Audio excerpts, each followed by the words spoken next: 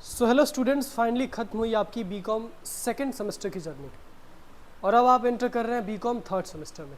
जैसे ही आप third semester में आएंगे तो सबसे पहले जो इम्पोर्टेंट चीज़ होगी आपके लिए जानना, जो सबसे ज़्यादा ज़रूरी होगा, वो है आपके बीकॉम थर्ड सेमेस्टर का सिलेबस। तो ये जो पर्टिकुलर वीडियो है इसमें मैं आपको बताने वाला हूँ कि बीकॉम थर्ड सेमेस्टर में कौन कौन से सब्जेक्ट्स आपके हैं और जो ऑप्शनल सब्जेक्ट है उसमें से कौन सा आपको लेना चाहिए। ठीक है, चलिए। तो सबसे पहले अगर मैं सब्जेक्ट्स की बात करूँ तो सबसे पहला सब्जेक्ट है आपका company law first. Company law के बारे में केवल उन्हीं बच्चों ने सुना होगा अभी तक जो बच्चे कहीं ना कहीं सीए या सीएस कर रहे होंगे या फिर सीएमए कर रहे होंगे, उन्होंने कंपनी लॉ के बारे में सुना होगा। इसके अलावा आपने क्लास 12th में एक प्रोविज़न वगैरह थोड़ा सा पढ़ा होगा कंपनीज एक्ट 2013 का। तो क्या वही कंपनीज एक्ट हम लोग पढ़ने वाले हैं? तो बिल्कुल वही कंपनीज एक्ट जिसकी चर्चा थोड़ी बहुत आपके क्लास 12th और 11th के बिजनेस स्टडीज़ में और अकाउंट्स में की गई थी, वही आप लोग कंपनीज एक्ट 2013 को थोड़ा डिटेल में यहाँ पे पढ़ने वाले हैं। सबसे ज़्यादा डिटेल में जो पर्टिकुलर कोर्स में पढ़ाया जाता है वो तो सीए, सीएस और सीएमए का कोर्स होता है, लेकिन आप क्योंकि बीकॉम कर रहे हैं तो आपको बड़ा ही सेलेक्टेड पोर्शन कंपनी लॉ को पढ़ाया जाता है। तो अगर मैं बात करूँ कंपनी लॉ के इंपॉर्टेंट टॉपिक्स की, कंपनी लॉ फर्स्ट के इंपॉर्टेंट टॉपिक्स की, तो जो टॉपिक्स आपके सिलेबस में है, पहला है इंडियन कंपनीज एक्ट 2013। इसके विषय में आपको पढ़ाया जाएगा कि इंडियन कंपनीज एक्ट 2013 में कौन कौन से चेंजेस आए हैं। इसके पहले जो कंपनीज एक्ट था 1956 का, उसमें क्या क्या कमियां थी।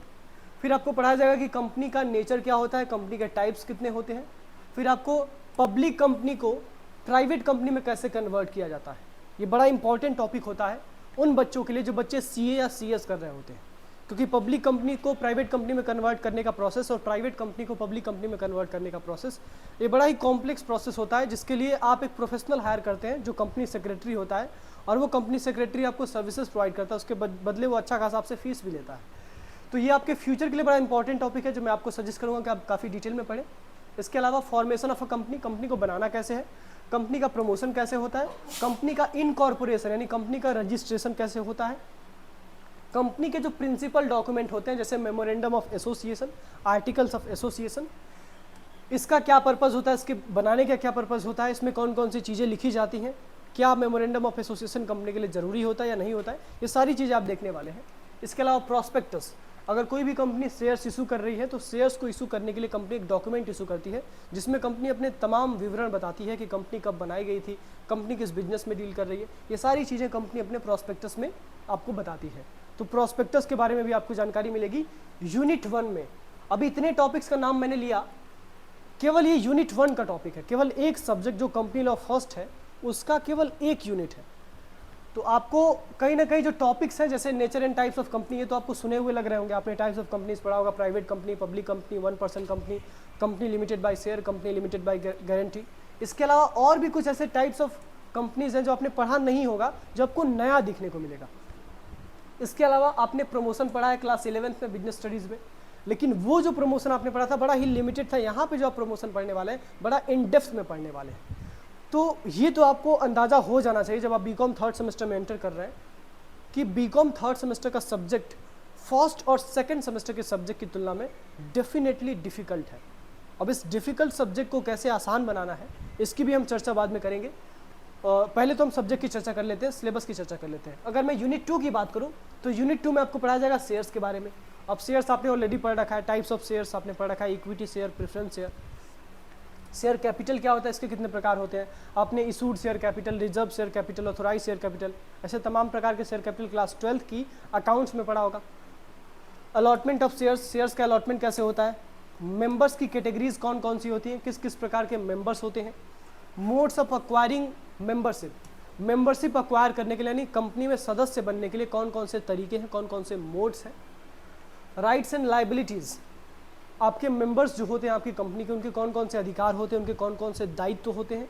इसके अलावा transfer and transmission of shares, methods of borrowing, debentures, mortgages and charges, ये सारे के सारे टॉपिक्स आपको कंपनी लॉ फर्स्ट में केवल पढ़ने हैं। अब इसमें से आपको मैक्सिमम टॉपिक कुछ नए लग रहे होंगे, लेकिन मैं ये दावे के साथ कहता हूँ कि अगर आप टारगेट सेमेस्टर के साथ जुड़े हैं तो कोई भी टॉपिक आपको डेफिनेटली डिफ़िकल्ट नहीं लगने वाला है, बिल्कुल आसान बना दिया जाएगा।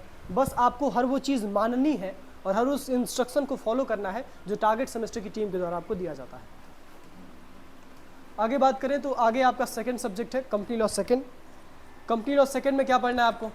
तो कंपनी लॉ सेकंड में आपको पढ़ना है कंपनी के मैनेजमेंट के बारे में।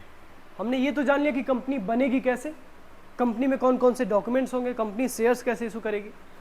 कंपनी लॉ सेकंड में आपको बताया जाएगा कि कंपनी आपने बना तो लिया, लेकिन कंपनी का मैनेजमेंट कैसे करेंगे आप, कंपनी का प्रबंधन कैसे करेंगे।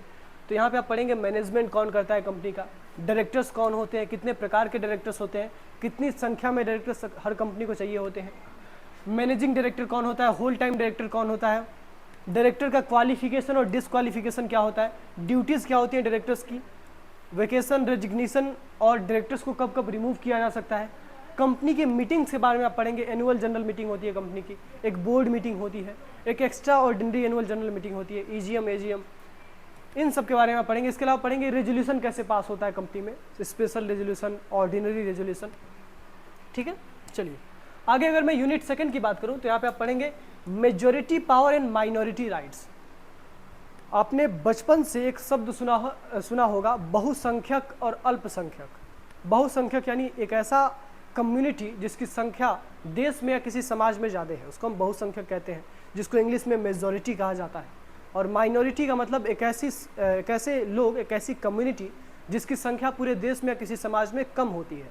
जैसे हिंदुस्तान में मुस्लिम अल्पसंख्यक है, क्योंकि हिंदुस्तान में केवल 20% आबादी जो है वो मुस्लिमों की है, बाकी 80% में हिंदू, सिख, जैन, बौद्ध ये सब लोग आते हैं। वैसे ही कंपनी में कुछ ऐसे लोग होते हैं जो मेजॉरिटी राइट्स को होल्ड करते हैं, कुछ ऐसे लोग होते हैं जिनके पास मेजॉरिटी पावर होती है, और कुछ ऐसे लोग होते हैं जिनकी संख्या कम होती है। तो उनको कौन कौन से स्पेशल राइट्स कंपनी के द्वारा दिए जाते हैं, इसकी चर्चा आप कहीं ना कहीं यहाँ पे करेंगे। इसके अलावा हम लोग पढ़ेंगे इसमें कि कंपनी कैसे बंद की जाती है, कंपनी में जो को बंद करते समय जो ऑफिशियल लिक्विडेटर अपॉइंट किया जाता है उसकी क्या ड्यूटीज़ होती हैं। तो अगर मैं ब्रीफ में आपको बताऊं तो आप कंपनी लॉ फर्स्ट और सेकंड में पढ़ने के वाले हैं। सबसे पहले आप ये पढ़ेंगे कि कंपनी होती क्या है, फिर आप पढ़ेंगे कि कंपनी को बनाते कैसे हैं, फिर आप पढ़ेंगे कि कंपनी पैसा कैसे लाएगी, फिर आप पढ़ेंगे कंपनी पैसा को कहाँ इन्वेस्ट करेगी, फिर उसके बाद आप पढ़ेंगे कि कंपनी में मैनेजमेंट कौन करेगा, कंपनी में डायरेक्टर्स जो होते हैं वो मैनेजमेंट करते हैं, फिर डायरेक्टर्स कितने होते हैं, किस प्रकार के डायरेक्टर होते हैं, डायरेक्टर्स की ड्यूटीज़ क्या होती हैं, डायरेक्टर अगर आपको बनना है तो क्या क्वालिफिकेशन आपकी होनी चाहिए, अगर आप डायरेक्टर के पद पे हैं और आपने कुछ गलती की है तो कब कब आपको रिमूव किया जा सकता है। तो ये सारी चीज़ें कंपनी को बनाने से लेने तक, कंपनी को बंद करने तक आप कंपनी लॉ फर्स्ट और कंपनी लॉ सेकंड में पढ़ने वाले हैं। ठीक है, चलिए खैर आपके सब्जेक्ट में तो बड़ा ब्रीफ में दिया गया, बाकी जो सीए और सीएस वाले बच्चे होते हैं उनको पूरा इन डेप्थ पढ़ाया जाता है। अगर मैं सेकंड सब्जेक्ट की बात करूं तो सेकंड सब्जेक्ट है आपका कॉस्ट अकाउंटिंग फर्स्ट और कॉस्ट अकाउंटिंग सेकंड। देखिए मैं बार बार आपसे कहता हूं कि यूनिवर्सिटी एक सब्जेक्ट का दो अलग अलग पार्ट्स बनाती है। जैसे आपने बीकॉम सेकंड सेमेस्टर का एग्जाम दिया है, इसके बाद पहले आपने बीकॉम फर्स्ट सेमेस्टर का एग्जाम दिया, तो वहाँ पे आपने पढ़ा होगा बिजनेस स्टैटिस्टिक्स फर्स्ट और सेकंड। वैसे आपने बीकॉम सेकंड सेमेस्टर में पढ़ा होगा बिजनेस इकोनॉमिक्स फर्स्ट और business economics second, business management first और बिजनेस मैनेजमेंट सेकंड। है कुछ नहीं, बस यही है कि कॉस्ट अकाउंटिंग का कुछ आधा हिस्सा फर्स्ट में डाल दिया गया है और कुछ आधा हिस्सा सेकंड में डाल दिया गया है, उसको एक नया सब्जेक्ट बना दिया गया है। ठीक उसी प्रकार से दो सब्जेक्ट बनाने की कोशिश की गई है यूनिवर्सिटी के द्वारा। पहला है कॉस्ट अकाउंटिंग फर्स्ट, जिसमें आपको पढ़ना है कॉस्ट अकाउंटिंग क्या होता है, कॉस्ट अकाउंटिंग के नेचर, एडवांटेजेस, कॉस्टिंग सिस्टम को कैसे इंस्टॉल किया जाता है किसी भी कंपनी में, ये सारी चीज़ें आप पढ़ेंगे। मैं तो आपको जब लाइव क्लास वगैरह लूँगा मैं साथी में, तो बेसिक से मैं आपको पढ़ाऊँगा कि कॉस्ट होता क्या है और कॉस्ट अकाउंटिंग पढ़ने की नीड क्या है। अब सबसे बड़ी प्रॉब्लम क्या होती है स्टूडेंट्स को, जैसे ही वो पढ़ने आते हैं, सब्जेक्ट देखते हैं, पढ़ना शुरू कर देते हैं, but they don't know that what is the need of studying this subject. इस सब्जेक्ट को पढ़ने की आवश्यकता ही क्या है, हम पढ़े ही क्यों इस सब्जेक्ट को, तो वो नीड आपको बताया जाता है। और जब नीड आपको पता होती है तो कहीं ना कहीं आपका इंटरेस्ट ज़्यादा हो पाता है सब्जेक्ट में और आप पूरी शिद्दत के साथ पढ़ पाते हैं। तो कॉस्ट अकाउंटिंग को काफ़ी डिटेल में मैं आपको पढ़ाऊंगा। जिस प्रकार से हर सब्जेक्ट में 2 यूनिट होते हैं उसी प्रकार से कॉस्ट अकाउंटिंग में भी यूनिट 1 है, फिर यूनिट 2 है। इसमें जो टॉपिक्स हैं वो आपको बहुत सारे ऐसे टॉपिक्स होंगे जो बिल्कुल भी आपने नहीं सुना होगा, बहुत सारे क्या मैक्सिमम टॉपिक्स होंगे।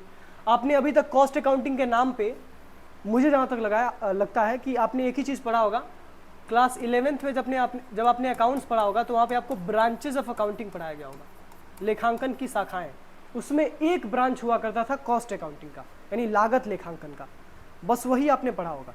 इसके बाद आपने कॉस्ट अकाउंटिंग का कहीं जिक्र नहीं सुना होगा अपने सिलेबस में क्लास 11th और 12th में। तो पहली दफ़ा आप कॉस्ट अकाउंटिंग को डिटेल में पढ़ने वाले हैं, तो सावधान हो जाइए, सब्जेक्ट डिफिकल्ट है और न्यूमेरिकल्स भी इसके पूछे जाते हैं आपके सेमेस्टर एग्जाम में। चलिए अगले सब्जेक्ट की बात करें तो फिर वही कॉस्ट अकाउंटिंग सेकेंड है। कॉस्ट अकाउंटिंग सेकेंड में क्या होगा, वही कॉस्ट अकाउंटिंग से जुड़ी हुई कुछ एडवांस चीज़ें। फर्स्ट में आप बेसिक चीज़ें पढ़ेंगे, सेकेंड में आप एडवांस चीज़ें पढ़ेंगे। तो अगला सब्जेक्ट आपका कॉस्ट अकाउंटिंग सेकंड, इसमें भी 2 यूनिट्स होंगे, यूनिट 1 और यूनिट सेकंड। यूनिट 1 और यूनिट सेकंड के जो भी टॉपिक्स यहाँ पे पीछे आपको दिख रहे होंगे, इसमें से मैं दावे के साथ ये कह रहा हूँ कि आपने कोई भी टॉपिक्स का नाम सुना नहीं होगा अगर आप केवल नॉर्मल बीकॉम कर रहे हैं। हाँ, CMA वाले बच्चे तो सुने होंगे अच्छे से, CS वाले बच्चे भी सुने होंगे, CA वाले बच्चे भी सुने होंगे। CMA वाले काफ़ी डिटेल में कॉस्टिंग को पढ़ते हैं क्योंकि इनका नाम ही है कॉस्ट एंड मैनेजमेंट अकाउंटेंट, ठीक है। बाकी कॉस्टिंग तो CS भी पढ़ता है, CA भी काफ़ी डिटेल में पढ़ता है। इसके अलावा अगला सब्जेक्ट, ये सब्जेक्ट मुझे पर्सनली बहुत आसान लगता है और ये सब्जेक्ट रियल लाइफ से आप जोड़ सकते हैं कहीं ना कहीं। सब्जेक्ट का नाम है business regulatory framework first. Business regulatory framework first को मैं अक्सर जब आगे के लेक्चर्स रिकॉर्ड करूंगा, मैं आपको पढ़ाऊंगा, तो मैं इसको शॉर्ट में BRF कहूँगा।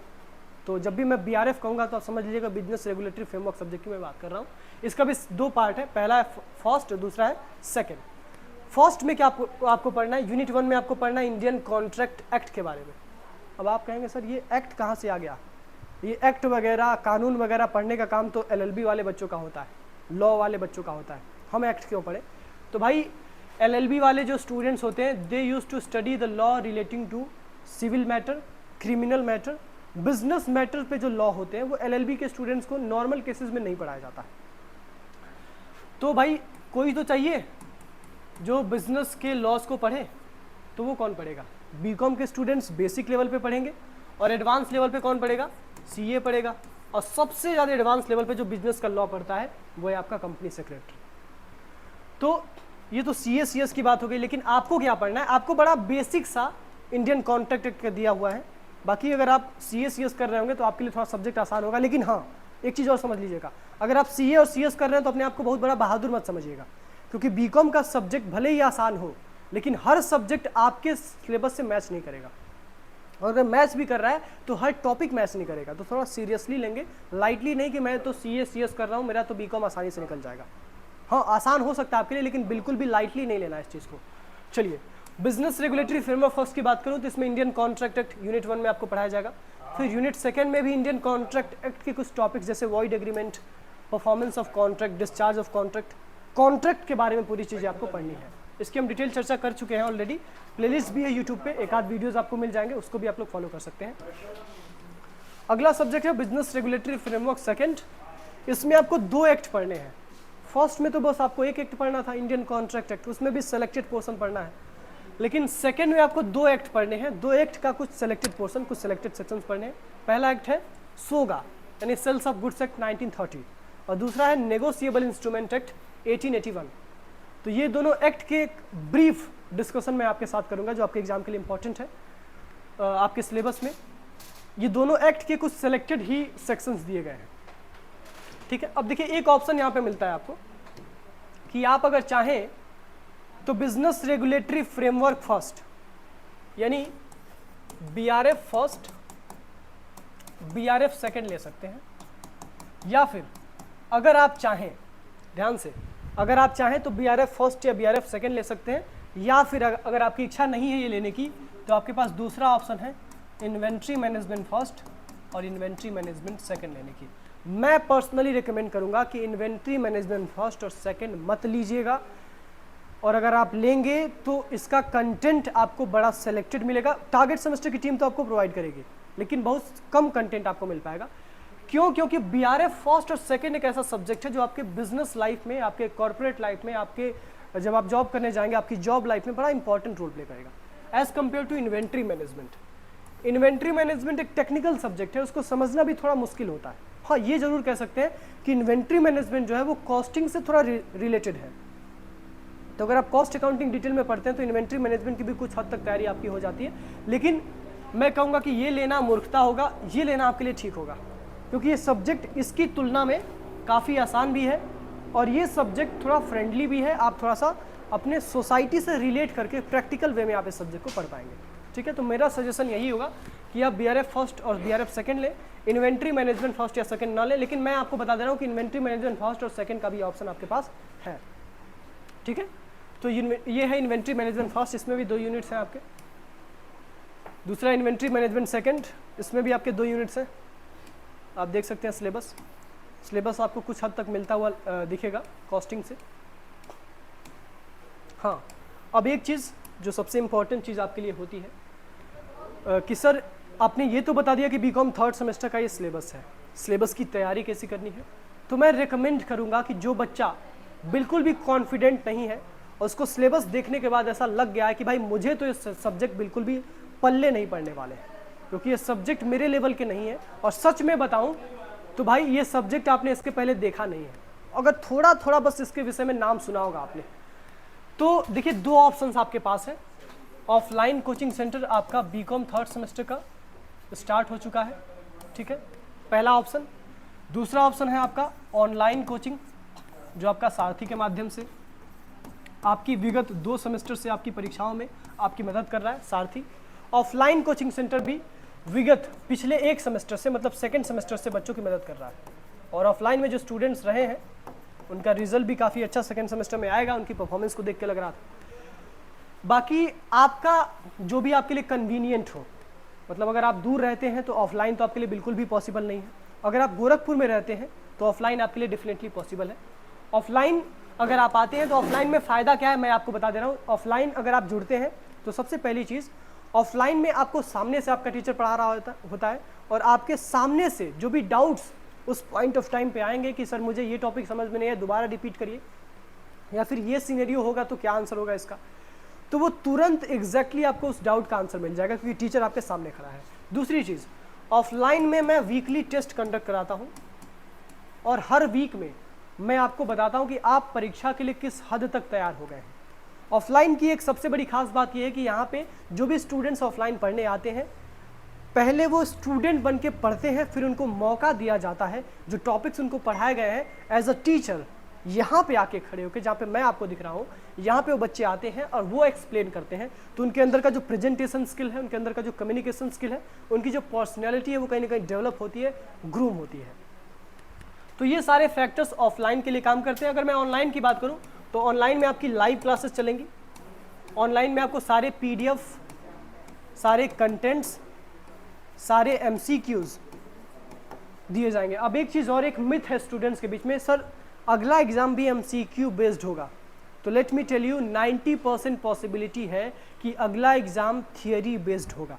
आप पॉसिबिलिटी समझ सकते हैं, 90%, और 10% बस ये संभावना है कि आपका एग्ज़ाम थियोरेटिकल होगा, क्योंकि यूनिवर्सिटी का जो डिसीजन, अभी हमारी पूनम टंडन जी जो इस समय वाइस चांसलर है, उनका डिसीजन लेने का जो पैटर्न हम लोग देख रहे हैं, उस हिसाब से हमको लग रहा है कि वो डेफिनेटली गोरखपुर यूनिवर्सिटी में लखनऊ यूनिवर्सिटी के पूरे चीज़ों को अडॉप्ट कर रही हैं।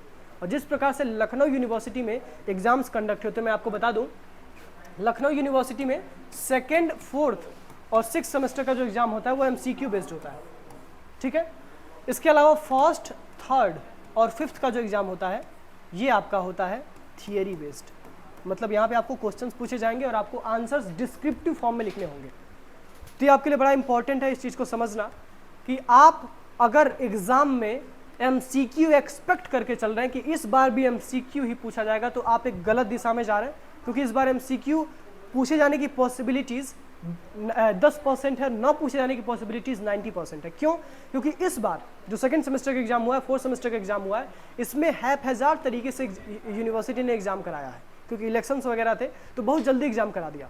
इसीलिए मुझसे भी कुछ गलतियां हुई हैं सेकंड सेमेस्टर में, 4th सेमेस्टर में सारे कंटेंट्स में डिलीवर नहीं कर पाया, क्योंकि एग्जाम जो समय होता है, जून में एग्जाम होना चाहिए, जिस समय मैं वीडियो बना रहा हूँ उस समय एग्जाम होना चाहिए, लेकिन एग्जाम आपका मई में हो गया, अप्रैल में हो गया, अप्रैल लास्ट में स्टार्ट हो गया। तो इसीलिए कहीं ना कहीं कोर्स में भी कुछ दिक्कतें आई, और यूनिवर्सिटी का एग्जाम कराने का जो पैटर्न है, जो यूनिवर्सिटी चाहती थी अडॉप्ट करना, वो कहीं ना कहीं वो अडॉप्ट नहीं कर पाई। लेकिन अगली बार एग्जाम आपका दिसंबर में होगा, और दिसंबर में एग्जाम होगा, इसका मतलब यूनिवर्सिटी के पास प्रॉपर टाइम है आपको ये बताने का कि आपका एग्जाम MCQ बेस्ड होगा या डिस्क्रिप्टिव बेस्ड होगा।